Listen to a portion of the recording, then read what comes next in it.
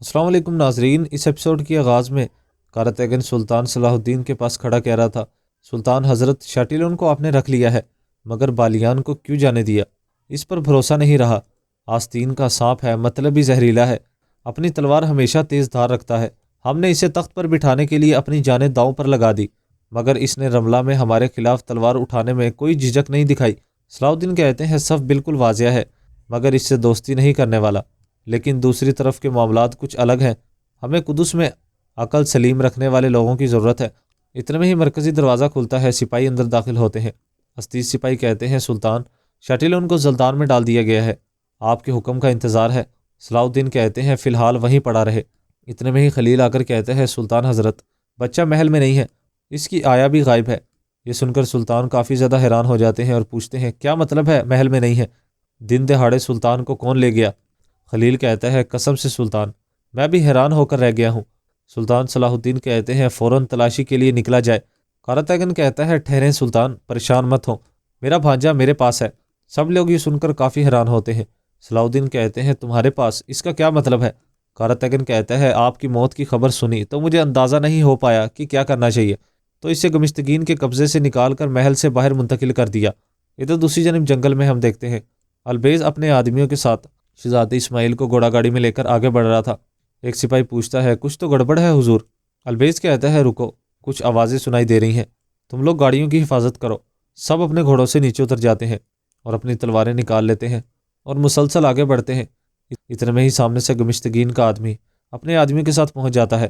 البیز اسے دیکھ کر کہتا ہے کاراجا تو یہ تم ہو؟ غداریاں کافی نہیں ہوئی تمہاری؟ کاراجا کہتا ہے سلطان اسماعیل کو میرے حوالے کر دو، ورنہ خون کی ندیاں بہہ جائیں گی البیز۔ البیز کہتا ہے تمہیں ایسا کوئی موقع نہیں ملے گا بغیرتوں۔ جس کے بعد وہ لوگ وہاں پر ایک دوسرے پر حملہ کر دیتے ہیں اور وہاں پر لڑنے لگتے ہیں۔ ادھر دوسری جانب سلطان صلاح الدین کہہ رہے تھے تم کسی سے پوچھے یا بتائے بغیر ایسا کیسے کر سکتے ہو کاراتیگن؟ کاراتیگن کہتا ہے تو اور کیا کرتا، مجھے ڈر تھا کہ گمشتگین غدار اسے کوئی نقصان نہ پہنچا دے، اس کی حفاظت کرنا چاہتا تھا، میں اس کا ماموں ہوں۔ صلاح الدین کہتے ہیں ماموں تو ہو، لیکن کیا میں اس کا دشمن ہوں؟ اس کی جان ہم سب کے لیے زیادہ قیمتی ہے۔ کاراتیگن کہتا ہے اگر ایسا ہے تو منصوبے سے مجھے بھی باخبر کرنا تھا۔ صلاح الدین کہتے ہیں اس سب کے باوجود تم انہیں خطرے میں کیسے ڈال سکتے ہو؟ اگر پکڑے جاتے تو؟ کاراتیگن کہتا ہے آپ کو معلوم نہیں ہے کہ میں نے یہاں کیا کچھ ہوتے دیکھا ہے۔ یارو کی شہید ہو گیا ہے، درویش چچا شہید ہو گئے ہیں، وہ آدمی ہرگز گندے گندے منصوبے بناتا تھا، اور ان سب سے بڑھ کر آپ کی موت کی خبر بھی آ گئی، تو پھر میں اور کیا کرتا صلاح الدین؟ صلاح الدین کہتے ہیں آہ کاراتیگن آہ، انشاءاللہ کوئی مصیبت کھڑی نہیں ہوگی۔ کاراتیگن کہتا ہے نہیں نہیں، کچھ نہیں ہوگا، اگر آپ نے کسی مصیبت کو دعوت نہ دی تو پھر کوئی مصیبت کھڑی نہیں ہوگی، پریشان مت ہوں۔ دیکھیں گمشتگین زلدان میں ہے اور میں نے اپنے بھانجے کو البیز کے حوالے کیا ہے، اور وہ اسے میری باجی کے حوالے کرے گا۔ میرے بھانجے کے لیے ماں کی گود سے بڑھ کر کوئی جگہ محفوظ ہو سکتی ہے بھلا؟ صلاح الدین کہتے ہیں اب بھی خود کو درست قرار دے رہے ہو، تمہارا یہ عمل واضح طور پر نافرمانی ہے۔ کاراتیگن کہتا ہے نافرمانی؟ ہاں، وفاداری کی کوشش میں بے وفا ٹھہرا دیے گئے۔ ٹھیک ہے، آج کے بعد مجھے کوئی ذمہ داری مت سونپیے گا، بس بہت ہو گیا ہے۔ اور پھر کاراتیگن وہاں سے چلا جاتا ہے۔ ادھر جنگل میں لڑائی جاری تھی، البیز اپنے آدمیوں کے ساتھ مل کر وہاں پر کاراجا کے سپاہیوں کو ختم کر رہا تھا۔ اتنے میں ہی وہاں پر البیز کو سپاہی قابو میں کر لیتے ہیں۔ کاراجا گھوڑا گاڑی کھولتا ہے، گھوڑا گاڑی کے اندر سے آیا کو باہر نکالتا ہے۔ آیا وہاں پر چلانے لگتی ہے چھوڑ دو مجھے، مگر وہ وہاں پر سلطان اسماعیل اور آیا کو لے کر جانے لگتا ہے۔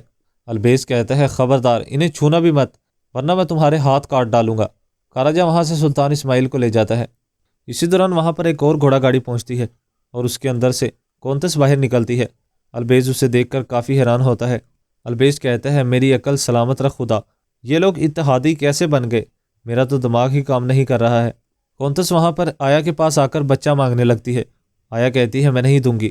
کونتس کہتی ہے پریشان مت ہو، اسے کوئی نقصان نہیں پہنچاؤں گی، چلو اسے میرے حوالے کرو۔ اتنے میں ہی آیا اسے کونتس کے حوالے کر دیتی ہے۔ کونتس میلا کہتی ہے ہر چیز حاصل کی جا سکتی ہے صلاح الدین، یہ مجھے تم نے ہی سکھایا تھا۔ جس کے بعد وہ آیا کے حوالے دوبارہ کر دیتی ہے۔ کونتس کہتی ہے چلو گھوڑا گاڑی میں بیٹھو۔ البیز کہتا ہے تم اسے نہیں لے جا سکتی، اسے یہیں چھوڑ دو۔ کاراجا اسے زبردستی گھوڑا گاڑی میں بٹھاتا ہے۔ البیز کہتا ہے خبردار سلطان اسماعیل کو ہاتھ بھی مت لگانا، ورنہ میرے حضور تمہارے یہ سر پھوڑ ڈالیں گے۔ کونتس اس کے پاس آ کر کہتی ہے پریشان مت ہو، بچہ محفوظ ہے، یعنی کہ اگر صلاح الدین نے میری باتیں مان لی۔ البیز کہتا ہے تم کیا چاہتی ہو، بچے سے کیا لینا دینا ہے؟ منظر دکھایا جاتا ہے جب کونتس کے پاس ایک سپاہی پہنچ کر کہتا ہے، کونتس ملا، امیر گمشتگین کی جانب سے پیغام آیا ہے۔ کونتس سن کر کافی حیران ہو گئی تھی۔ اتنے میں ہی وہ خط کو کھول کر پڑھنے لگتی ہے۔ کونتس خط پڑھ کر کہتی ہے، تیار ہو جاؤ، ہم روانہ ہو رہے ہیں۔ ادھر جنگل میں کونتس کہہ رہی تھی، یہ پکڑو اور اسے صلاح الدین کے پاس لے جاؤ۔ جس کے بعد وہ ایک خط البیز کے حوالے کرتی ہے اور کہتی ہے، جتنی جلدی لے جاؤ گے بچے کے لیے اتنا ہی بہتر رہے گا۔ جس کے بعد البیز کو چھوڑ دیا جاتا ہے۔ کونتس کہتی ہے، یہ شام جائے گا اور صلاح الدین تک میرے مطالبات پہنچائے گا۔ جس کے بعد وہ وہاں سے روانہ ہونے لگتے ہیں۔ البیز کہتا ہے، اب میں جناب کو کیا منہ دکھاؤں گا۔ ادھر دوسری جانب شہنشاہ بالڈون کہہ رہا تھا، قاہرہ کی فتح میں ناکامی کی ذمہ دار ہونے کی حیثیت سے آپ سے قدس کی فوج کی سربراہی واپس لی جاتی ہے لارڈ گائے۔ لارڈ گائے کہتا ہے، جناب عالی۔ شہنشاہ بالڈون کہتا ہے، ٹوکے مت ملکہ ماریہ، آپ کو وزیر اعظم کا عہدہ تفویض کیا جاتا ہے۔ شہزادی ماریہ کہتی ہے، آپ کے اعتماد پر پورا اترنے کی کوشش کروں گی جناب عالی۔ شہنشاہ بالڈون کہتا ہے، ایک اور مسئلہ بھی ہے۔ شہزادی سبیلا سے آپ کی شادی کا فیصلہ رد کیے جانے کا فیصلہ کیا ہے میں نے۔ میرا خیال ہے کہ اس فیصلے سے قدس کو زیادہ فائدہ ہوگا۔ لارڈ گائے کہتا ہے، جناب علی، جیسا کہ آپ جانتے ہیں کہ شہزادی سبیلا مجھ سے شادی کرنا چاہتی ہے۔ شہزادہ بالڈون کہتا ہے، شہزادی، آپ کا لارڈ گائے سے شادی کے لیے اصرار کرنے کا مطلب شہنشاہ کے حکم کو نظر انداز کرنا ہوگا۔ شہزادی سبیلا کہتی ہے، جناب علی، آپ جیسا مناسب سمجھیں۔ اور پھر قاہرہ کا منظر دکھایا جاتا ہے جہاں پر قاضی فاضل اپنے کام میں مصروف تھے۔ اسی دوران وہاں پر بورو پہنچتا ہے۔ بورو کہتے ہیں، سیائی احتیاط سے استعمال کیا کریں قاضی فاضل، ابھی تو آپ کو اور بہت سی فتوحات کی تفصیلات تحریر کرنی ہے۔ قاضی فاضل کہتے ہیں، خیر تو ہے بورو، کہیں خوشخبری تو نہیں لے کر آئے۔ بورو کہتا ہے، اللہ نے ہمیں شرمندہ ہونے سے محفوظ رکھا ہے، گمشتگین کی حقیقت عیاں ہو چکی ہے اور بھائی جان سلطان اسماعیل کے نائب کی حیثیت سے اپنے حق یعنی کہ تخت پر براجمان ہے۔ جس کے بعد قاضی فاضل بورو کو گلے لگا لیتے ہیں اور کہتے ہیں، ان دونوں کی دعائیں تو بہت پہلے ہی مانگی جا رہی تھی بورو، اللہ کا لاکھ لاکھ شکر ہے، ہماری محنت اور کوشش رنگ لائی ہے۔ بورو کہتا ہے، عباسی خلیفہ کی جانب سے تصدیق کے لیے پیغام بھیجا جا چکا ہے، بہت ہی جلد خوشخبری پہنچ جائے گی انشاءاللہ۔ اب چلیں، بھائی جان اپنے پورے خاندان کا شام میں انتظار کرے ہیں۔ قاضی فاضل کہتے ہیں، سلطان کو شام کے تخت پر براجمان دیکھنے کے لیے بے صبر ہوا جا رہا ہوں۔ اس ایپیسوڈ کا اختتام یہیں پر ہو جاتا ہے۔